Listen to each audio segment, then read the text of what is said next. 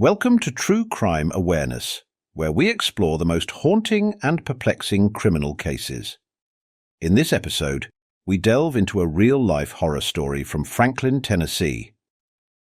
In May of 2005, the idyllic town of Franklin was rocked by a chilling discovery. A devoted mother, Chamelia Barker, unearthed a secret so horrifying that it would forever change the community. This is the harrowing tale of Chamelia Barker, a beloved librarian whose life ended in unimaginable tragedy. Chamelia Barker was a 46-year-old woman who epitomized kindness and dedication. She worked as a librarian at Franklin High School, where she was adored by students and faculty alike. Chamelia's warm smile and enthusiasm for helping students find their next favorite book made her a cherished figure in the community. Her passion for reading was contagious, and she dreamed of instilling that same love of literature in everyone around her. But Chamelia's life was not limited to the confines of the library. She was also an avid gardener, spending countless weekends nurturing her vibrant flower beds. Her garden was a riot of colors, a testament to her nurturing spirit and love for nature. Yet above all else, Chamelia's greatest love was her family. She was the devoted mother of 3 children, 17-year-old Royd and 8-year-old twins, Chrisette and Boost. Chamelia's world revolved around her children. She ensured they had everything they needed and was a constant presence in their lives, helping with homework and providing unwavering support. However, beneath this picturesque surface lurked a darkness that Chamelia could never have imagined. Her seemingly perfect life took a horrifying turn when she uncovered her son Royd's deadly secrets. What she discovered was so shocking, it stunned the entire town of Franklin. This case is a stark reminder of how even the most loving families can harbor unimaginable horrors. Stay tuned as we uncover the full story behind Chamelia Barker's tragic end and the chilling events that led to it. This episode will leave you questioning how well you truly know those closest to you. Chamelia's husband, Bentley Barker, was an insurance agent. Though Bentley was often busy with work, he and Chamelia always made time for family. They often had family dinners and loved watching movies together. In May 2005, Chamelia was busy planning a summer vacation for her family. They talked about visiting Disney World, which made the kids very excited. At Franklin High School, Chamelia was preparing for the end of the school year. She helped students return their books and talked to them about summer reading plans. Chamelia organized a book fair to encourage students to read over the summer. Her colleagues admired her dedication and hard work. Chamelia's friends described her as kind and caring. She always made time to listen to others and offer help. She was a person who brought people together. Her home was often a gathering place for friends and neighbors. Chamelia loved hosting barbecues and garden parties where she served homemade dishes and shared gardening tips. Just days before her death, Chamelia was happy and excited about the future. She talked about planting new flowers in her garden and planning her family's trip to Disney World in the summer. Her tragic death shocked everyone who knew her, leaving a void in the community that loved her so much. On May 18, 2005, the weather in Franklin, Tennessee was clear and cool, the perfect weather for some time outdoors. Around 7:30 a.m., Bentley Barker, Chamelia's husband, reported her missing. Chamelia had not come home from work the previous day. Bentley was worried because it was not like her to disappear without saying anything. Later that afternoon, Keanu Cooper, a local hiker, decided to take a walk in the nearby park, Franklin Park. It was a popular spot for people to enjoy nature with many trails and picnic areas. As Keanu was walking along a secluded trail, he noticed something unusual. He saw a shape lying in the bushes off the path. Curious and a bit worried, he went closer to see what it was. To his horror, Keanu realized it was a naked woman's body. He quickly recognized her from the local news as Chamelia Barker, the missing librarian. Keanu was shocked and scared. His hands trembled as he pulled out his cell phone to call 911. He told the operator what he had found and waited there, trying to stay calm until the police arrived. The community was shocked by the news of Chamelia's death. It was reported on local TV channels like WKRN and in newspapers like the Tennessean. People were scared and heartbroken as Chamelia was a well-loved member of the community.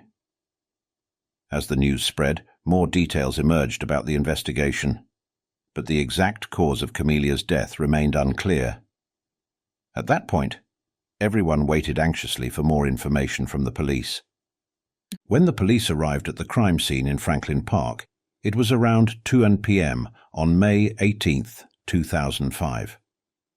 Detective Oki Grant and Officer Bruno Holmes, known for their careful and thorough work, led the investigation. They carefully approached the area where Chamelia's naked body was found. The scene was incredibly disturbing. Chamelia's body showed signs of a violent attack. Detective Grant noted the blood around Chamelia's body and the severe injuries. It was clear that she had been beaten with a blunt object. Parts of her body were also missing, which was strange and alarming. The officers initially thought she might have been attacked by a wild animal after her death. Brian Cooper, the hiker who found Chamelia, was visibly shaken. He told the police everything he had seen and done since discovering the body. The police thanked him for his help and assured him they would find out what happened. Detective Grant and Officer Holmes quickly secured the area to make sure no evidence was disturbed. They called in a team of forensic experts to help gather clues. The experts used tools like cameras to take detailed photos of the scene and special kits to collect samples of blood and other possible evidence. They wore gloves to avoid contaminating anything. The police worked carefully to understand what had happened. They found sleeping pills in Chamelia's system, indicating she had been drugged before being attacked. This discovery was made by the medical examiner Dr. Linda Bastardi, who performed an autopsy on Chamelia's body. Dr. Bastardi was an experienced medical examiner known for her precise work. As they searched the area, the police found a baseball bat with blood on it hidden under some bushes nearby. This was likely the weapon used to attack Chamelia. They collected fingerprints and any other DNA they could find on the bat. The scene was very bloody, suggesting a violent struggle. Detective Grant meticulously interviewed numerous individuals in the park and surrounding neighborhoods to uncover any potential leads regarding Chamelia's disappearance. Several witnesses mentioned hearing unusual sounds late in the evening, but they had dismissed these noises at the time. These snippets of information were meticulously documented and added to the expanding case file. The local media, including prominent outlets such as WKRN and the Tennessean, extensively covered the case, amplifying the sense of fear and disbelief among the residents of Franklin. Many could not fathom such a heinous crime occurring in their peaceful town. In response, Detective Grant reassured the public that every effort was being made to identify and apprehend those responsible for Chamelia's death. As the investigation pressed on, it became evident to the police that swift action was imperative to solve this egregious crime and deliver justice for Chamelia and her grieving family. The initial focus of the investigation centered on Bentley Barker, Chamelia's 61-year-old husband. Bentley, an insurance agent known for his devotion to his family, had recently exhibited signs of stress due to financial difficulties. He was the one who reported Chamelia missing when she failed to return home from work. Detective Grant and Officer Bruno Holmes brought Bentley in for questioning at the Franklin Police Department. The interview room, stark and quiet with only a table and a few chairs, set a somber tone as Bentley appeared visibly distressed and fatigued. Detective Grant initiated the interrogation by asking Bentley to recount the day Chamelia went missing. Bentley detailed how he had last seen Chamelia that morning when she left for work. Concern mounted when she did not return by dinner time. Bentley described his attempts to reach her via cell phone, only to receive no response. He also contacted her friends and co-workers, none of whom had seen her. Finally, in a state of growing panic, he called the police early the next morning. The detectives probed into the couple's financial situation, noting Bentley's recent stress. Bentley candidly admitted to their monetary troubles, but vehemently denied any involvement in Chamelia's disappearance. He spoke with heartfelt emotion about their planned family vacation to Disney World, emphasizing how they had eagerly anticipated this time together. Despite Bentley's earnest demeanor, the police continued their rigorous investigation, mindful that appearances could be deceptive. They examined Bentley's financial records, scrutinized his alibi, and interviewed anyone who might shed light on the couple's relationship. Meanwhile, the community remained on edge, gripped by fear and uncertainty. Each day, new details emerged, painting a complex picture of Chamelia's life and the circumstances surrounding her tragic end. The media's relentless coverage kept the case in the public eye, adding pressure on the police to solve it swiftly. Detective Grant and his team worked tirelessly, following every lead and re-examining every piece of evidence. They understood that solving this case was not only about justice for Chamelia, but also about restoring a sense of safety and trust in the community. As days turned into weeks, the investigation gradually uncovered more about Chamelia's last known activities and potential suspects. The police meticulously pieced together the timeline, cross-referencing witness statements and forensic evidence. Each revelation brought them closer to the truth, yet also highlighted the challenges in solving such a complicated case. Detective Grant remained steadfast, determined to bring closure to Chamelia's family and ensure that justice prevailed. In the midst of this turmoil, the resilience and support of the Franklin community became apparent. Neighbors rallied together, offering assistance and comfort to Chamelia's family. The collective hope for justice and healing underscored the profound impact of Chamelia's loss and the urgent need for resolution in this heartbreaking case. Bentley's emotional state was evident throughout the interrogation. He was cooperative and answered all questions, but he was also clearly distraught. The police asked if there were any problems in their marriage or if Chamelia had any enemies. Bentley said their marriage was strong and that they frequently had sex with each other, and he couldn't think of anyone who would want to hurt her. The police also searched Bentley's office and car for any signs of involvement in Chamelia's death. They didn't find anything suspicious. His co-workers described him as a hard-working and honest man, but they had noticed he seemed more stressed than usual lately. Bentley's alibi checked out. He was seen by neighbors at home during the time Chamelia went missing, and his phone records showed he made calls to friends and family looking for her. While the financial troubles could have been a possible motive, there was no solid evidence linking him to the crime. As the investigation continued, Bentley remained a person of interest, but the police needed more evidence to determine his involvement. The search for Chamelia's killer continued as the police looked into other potential suspects. The second suspect the police investigated was Sylvana Mason, a 27-year-old co-worker of Chamelia's at Franklin High School. Sylvana was known for her strong-willed and outspoken personality. Chamelia had been seen arguing with her a few days before her disappearance, which led to speculation about a possible motive. Detective Oki Grant and Officer Bruno Holmes brought Sylvana in for questioning at the Franklin Police Department. Sylvana arrived looking nervous but determined. The interview room was the same small, quiet space where they had interviewed Bentley. Detective Grant began by asking Sylvana about her relationship with Chamelia. Sylvana explained that she and Chamelia had worked together in the school library for several years. They usually got along well enough, but recently things had gotten tense. Sylvana claimed that Chamelia had started to sexually harass her, making lewd comments and touching her inappropriately, and that she was scared she might lose her job if she reported it. She insisted that their argument was about this harassment. When asked where she was on the day Chamelia went missing, Sylvana said she had gone home after work and stayed there. She lived alone in a small apartment nearby. The police checked her alibi, but no one could confirm that she was home that evening. Detective Grant asked Sylvana if she had any involvement in Chamelia's death. Sylvana became defensive and emotional, firmly denying any wrongdoing. She said she was upset about the harassment, but would never harm Chamelia. Sylvana's reaction was a mix of anger and fear. She felt like she was being unfairly accused because of the harassment she experienced. The police also searched Silvana's apartment for any signs of involvement in a crime. They found no evidence linking her to Chamelia's death. However, they did find notes from the school about the harassment complaint which supported Silvana's story about their argument. Silvana's co-workers were interviewed as well. Some mentioned that she and Chamelia, known for her earthy sense of humour, had been making more off-colour comments more frequently. But none believed Silvana was capable of such violence.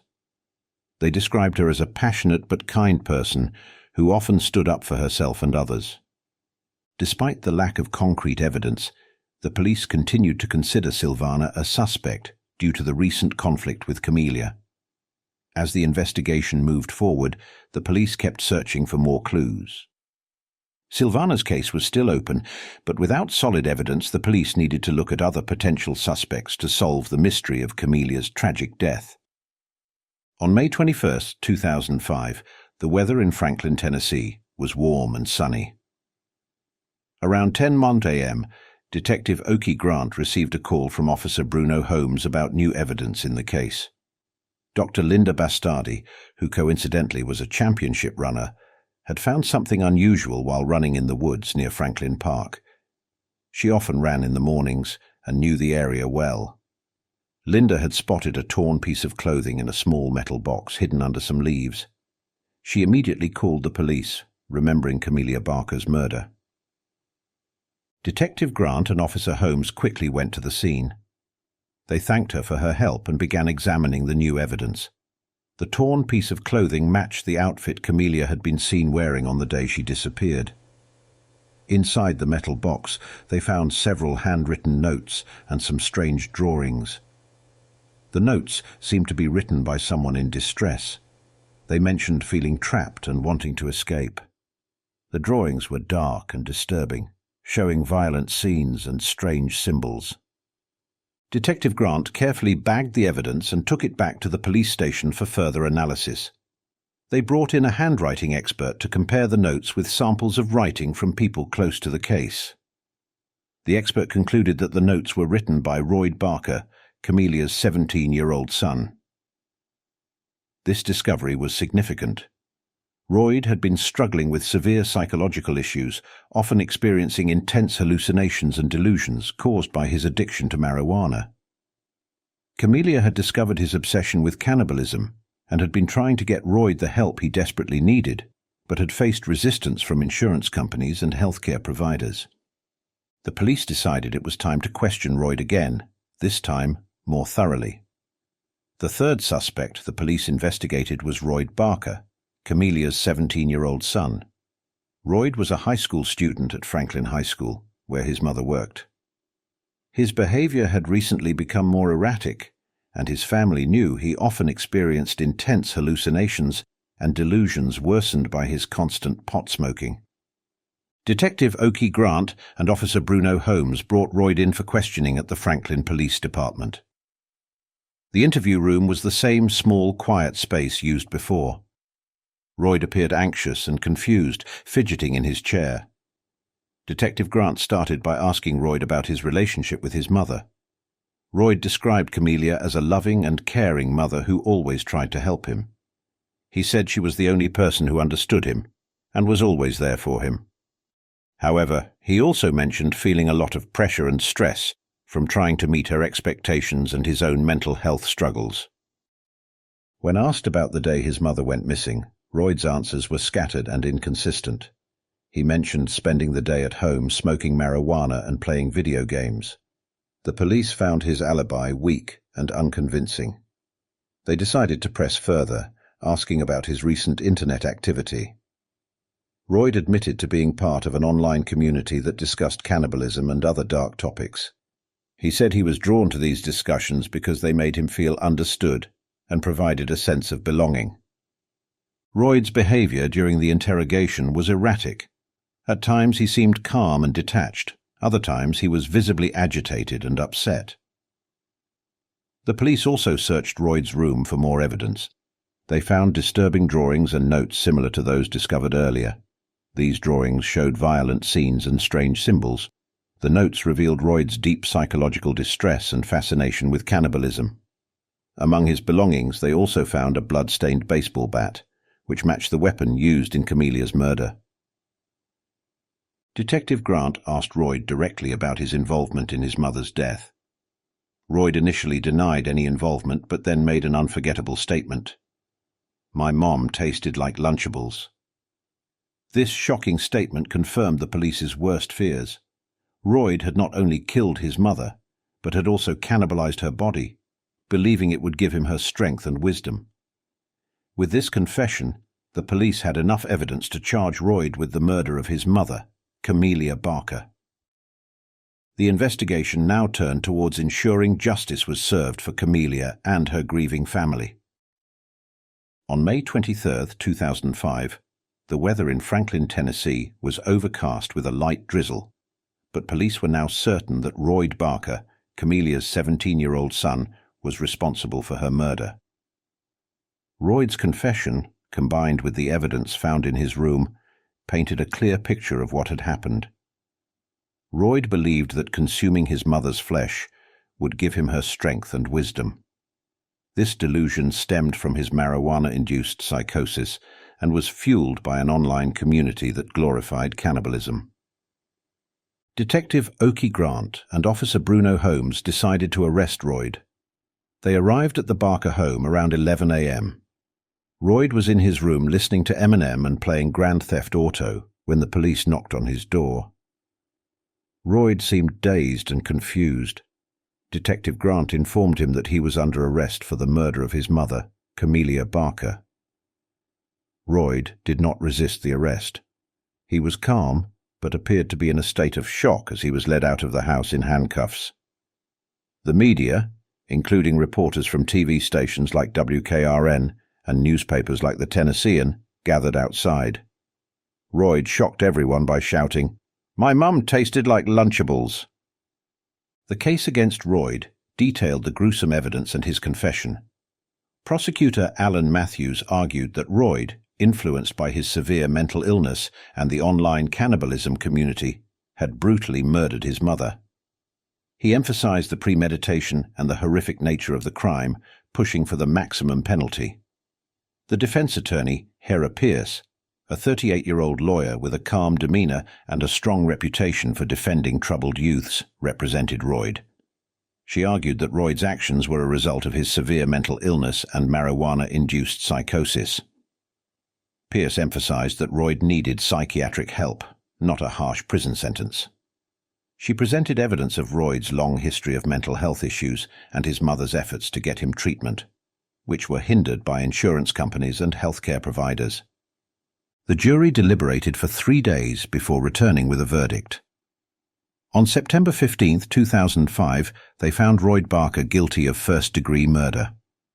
The judge, mindful of Royd's mental health issues, sentenced him to life in prison with the possibility of parole after 25 years, also mandating psychiatric treatment. The verdict brought mixed reactions.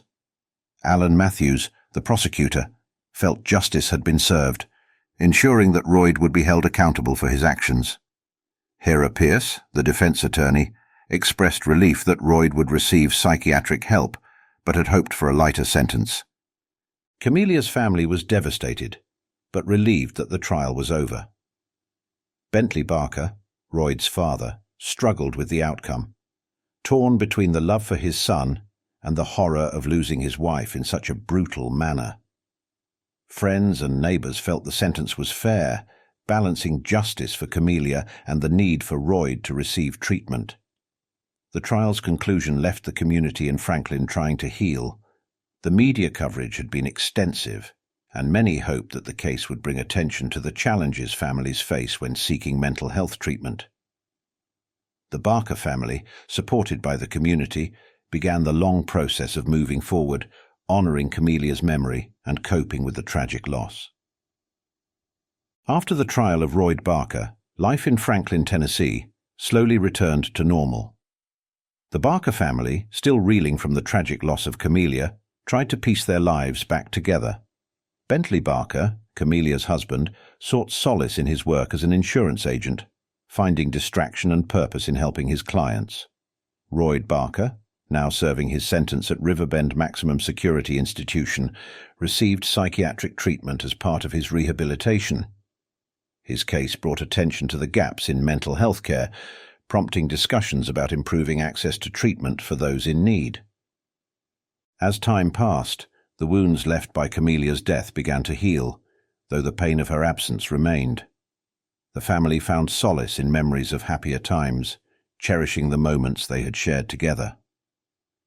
Bentley focused on providing a stable and loving home for their surviving children, Chrisit and Boost, who struggled to understand the loss of their mother. In the years following Chamelia's death, the Barker family found moments of peace and healing amidst the pain. They honored Chamelia's memory through acts of kindness and service, keeping her spirit alive in their hearts. The community of Franklin continued to offer support, standing together in solidarity against the darkness that had touched their lives. The case of Chamelia Barker offers many valuable lessons and advice for everyone. First, we need to emphasize the importance of mental health care.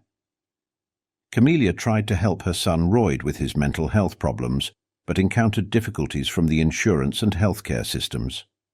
This reminds us that access to mental health services needs to be easier and faster to avoid unfortunate consequences. Second, the case shows the importance of listening to and supporting those around you, especially those who are struggling with mental health. Families, friends, and communities need to be sensitive and willing to support each other in difficult times. Third, we need to be alert to unusual signs and not ignore them. Changes in behavior and mood can be signs of serious problems. Join us next time on True Crime Awareness, where we uncover the stories behind the headlines. Interested in more real-life murder mysteries? Be sure to like and subscribe to our channel. Do you have any thoughts about this case or have a case of your own you'd like us to investigate? Leave us a comment. Thank you for watching.